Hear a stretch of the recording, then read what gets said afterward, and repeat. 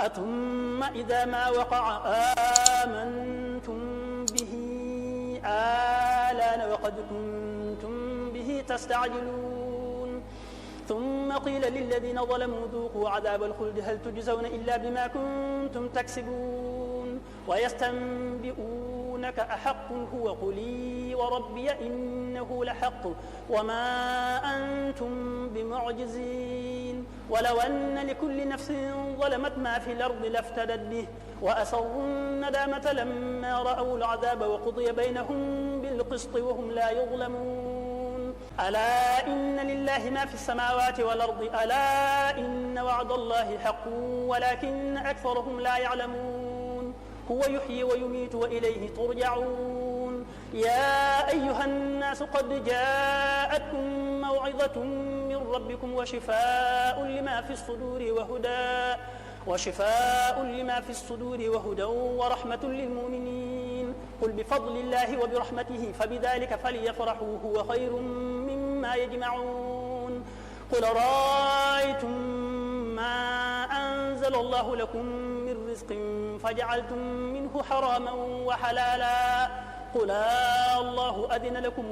أم على الله تفترون وما ظن الذين يفترون على الله الكذب يوم القيامة إن الله لذو فضل على الناس ولكن أكثرهم لا يشكرون وما تكون في شأن وما تتلو منه من قرآن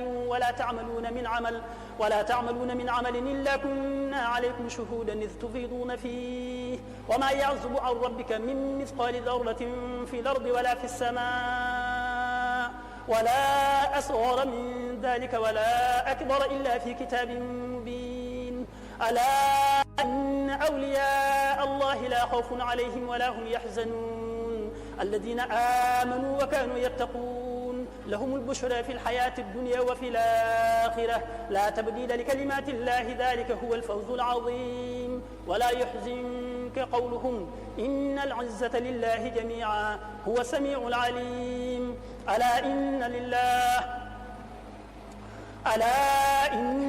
من في السماوات ومن في الأرض وما يتبع الذين يدعون من دون الله شركاء إن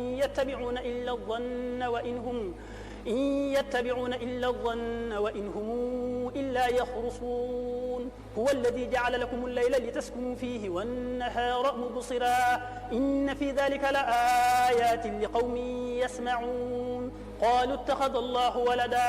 سبحانه هو الغني له ما في السماوات وما في الأرض إن عندكم